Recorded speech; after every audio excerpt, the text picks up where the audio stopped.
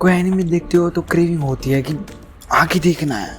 मतलब in general every rom com anime, सोचो कि आप एक रोम कॉम एनिमे देख रहे हो और जनरल स्टोरी होती है कि वो लोग कॉन्फ्लिक्ट में आते हैं, पर किसी भी तरीके से इधर या फिर उधर उन दोनों को एक दूसरे के प्रति फीलिंग्स हो जाती है। जैसे आगे स्टोरी बढ़ती है वो एक्सेप्ट करते हैं अपने वो फीलिंग्स को, एंड देन धीरे धीरे और कॉन्फ्लिक्ट्स आते हैं, फिर फाइनली कन्फेशन होता है, फिर थोड़ा अनकम्फर्टेबलनेस होती है, एंड फिर they get together into a relationship. And relationship में भी थोड़े बहुत चीज़ें, मोमेंट्स और कॉम्प्लिकेटेड सिचुएशंस, एक दूसरे के बारे में और जानना और वो सब कुछ चीज़ें। एंड यहाँ पे स्टोरी ख़त्म होती है, मतलब क्लाइमैक्स आता है, और क्लाइमैक्स में आइदर एक अच्छी सी गुड एंडिंग होती है और यूनिक एंडिंग होती है, जैसे I want to eat your pancreas में। बट इन जनरल सेंस सभी रोम कॉम एनिमे जो हमें अच्छे लगते हैं उनमें अच्छी एंडिंग होती है। लाइक होरी मिया में हुई, मोरी मिया ने होरी को क्रिसमस के दिन प्रपोज किया, लाइक दैट।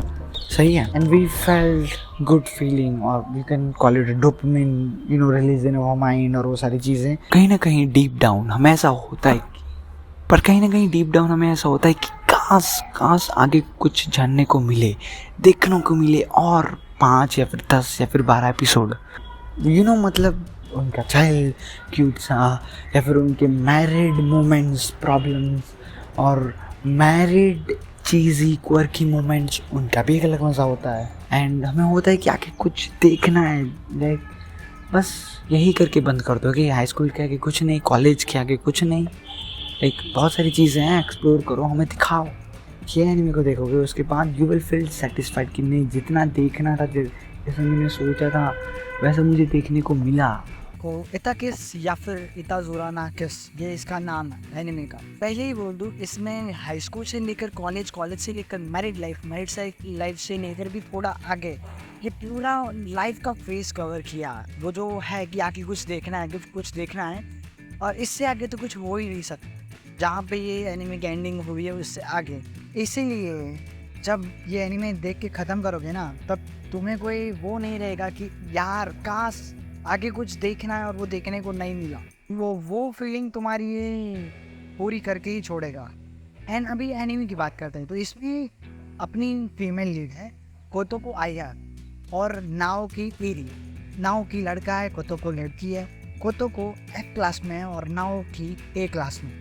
मतलब A to F क्लास हमारे हाई स्कूल में होता है ना, वैसा वाला। अरे जो कोतोको के फादर है, इनका थोड़ा स्टॉल वाला बिजनेस है, छोटा सा दुकान है उनकी खाने की, जैसे रामेन शॉप थी ना नारुतो में, वैसी वाली। और जो नाओकी के फादर हैं वो बहुत ही रिच है, और इन दोनों के फादर एक दूसरे की प्रॉपर एकदम वो वाले कट्टर क्लोज फ्रेंड्स हैं। और बाय चांस कोतोको का घर पूरा टूट जाता है। एज अ फ्रेंड नाओकी के फादर बोलता है चल अपने घर आएगा, मस्त करेंगे, मौज करेंगे, नहीं ऐसा। अरे इन सबसे पहले जहाँ से ये एनिमे की स्टार्टिंग होती है, पहला एपिसोड जिसमें कोतोको लव लेटर लिख के नाओकी को देती है। And Naoki as a cold hearted and a cool strategic and rational person, देखे ही बिना नहीं चाहिए, not even a single glance at paper, नहीं चाहिए। एंड जो हालत होती है कोतोको की, तो आगे स्टोरी बढ़ती है। बट आयरनी ये हुई कि जिसको इसने मना किया था वही लड़की इसके घर पे आ रहने के लिए। एंड ये मना भी नहीं कहा जाता क्योंकि her father is his father's friend, close friend. And जो कॉज है घर पे आने का वो भी वैलिड है, क्योंकि उनके पास कोई घर ही नहीं है रहने के लिए। तो वो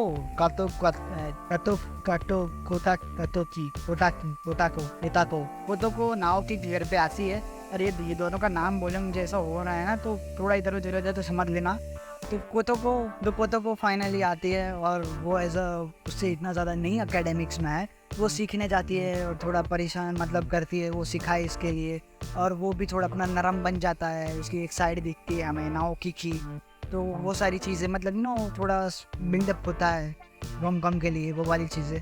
एंड उसके बाद जो नाओकी की मम्मी है, एंड उससे भी ज़्यादा और एक चीज़ जो इस एनिमे को एकदम वो क्या एंटरटेनिंग बनाती है, हमें ऐसा नहीं लगता कि बोर हो रहा है, वो ये है पेरेंटल कॉमेडी। मतलब जो पेरेंट्स साथ में होते हैं ना फ्रेंड में, वो वाली कॉमेडी जो डोडली होती है, वो वाली मतलब मस्ती, और वो यू गेट इट, वैसी वाली फैमिली, वैसी वाली कॉमेडी।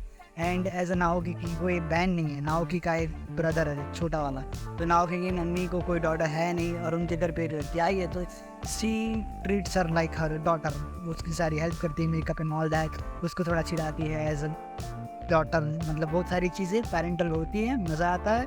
और दोनों जो फ्रेंड हैं, जो सोनम के टिटू की स्वीटी आपने मूवी देखी है, then you can relate with it, जो एकदम अच्छे वाले फ्रेंड, वो जो फादर्स हैं वो साथ में मिलते हैं, तो कितना मज़ा आता है, सही है। So you will love it at least in the comedic way, तुम्हें पसंद आएगा। तो चेक बॉक्स कॉमेडी में तो भाई जेन्यून, और हर बार तुम्हारे मुंह पे स्माइल आती है वो देख के, कुछ बार तो कहीं हंसते ही रहोगे, इट्स लाइक दैट। एंड अभी थोड़ा एनिमेशन की बात करते हैं। एनिमेशन इज़ क्वाइट गुड, उसकी जहाँ पे वो 2000s में आया था, अभी भी I can appreciate this animation and वो डिटेल, वो हाँ इतना भी नहीं है कि शेडिंग बहुत ज़्यादा है और फ्रेम अच्छा है, ऐसा नहीं, बट डिटेल है, ऐसा नहीं लग रहा 1080 में दिख रहे हो, 1080 में देख रहे हो फिर भी ऐसा नहीं लग रहा कि 480 देख रहे हो, वैसी वाली चीज़ बिल्कुल नहीं है। तो अभी स्टोरी की बात है, आगे स्टोरी बढ़ती है और हमें हाई स्कूल लाइफ देखने को मिलती है, फिर थोड़े चटपटे कॉम्प्लिकेशंस आते हैं, नाओकी भी फाइनली मान लेता है कि हाँ I also have feelings for her, and then they got together and then propose और वो सब कुछ चीज़ें आती हैं। एंड यहाँ पे जनरली सारे एनीमे वो ख़त्म हो जाते हैं, पर ये एनीमे यहाँ से शुरू होता है। ये कुछ 10, 8, 9 ऐसे एपिसोड हैं और उसके बाद इनकी शुरू होती है कॉलेज लाइफ। एंड दूसरा पॉइंट ये एनीमे का जो इम्पोर्टेंट है, एनिमेशन को ना गिन तो एक रियल लाइफ कॉन्टेस्ट, जहाँ पे दूसरे एनिमे सिर्फ और सिर्फ दोनों कपल को साथ में रखने का गोल रखते हैं, ये एनिमे एक रियल लाइफ गोल सेट करता है उसकी कैरेक्टर स्किल, तो ये एक रियलिस्टिक लगता है। इसमें जो ट्विस्ट एंड टर्न्स हैं, वो सारी चीज़ें वो सब रियलिस्टिक लगती है, ऐसा नहीं कि कोई अलग ही ट्विस्ट एंड टर्न आ चुका है जो ऐसा रियल लाइफ में इम्पॉसिबल है, क्रिंजी है, वो वाली चीज़ें, सारी चीज़ें देख के लगे कि नहीं यार रियल लाइफ में ऐसा हो सकता है। तो अभी स्टोरी की बात, तो ऑफकोर्स रॉम कॉम है तो स्टोरी इतनी ज़्यादा नहीं भी होगी तो भी चलेगा, बट स्टोरी पे भी फोकस किया गया है। जिसकी कॉलेज लाइफ में जाता है, जिसमें भी थोड़े प्रॉब्लम्स होते हैं, मतलब वो ऐसा थोड़ा हैंडसम है तो दूसरे लड़के हिट करती हैं और वो सारी चीज़ें, मतलब वो नॉर्मल है ना, कोई अच्छा है तो हिट करेगी लोग, तो वो भी एक नॉर्मल कॉम्प्लेक्स, उसमें भी वो थोड़ा जेलसी और वो सब कुछ चीज़ें देखने को मिलती है।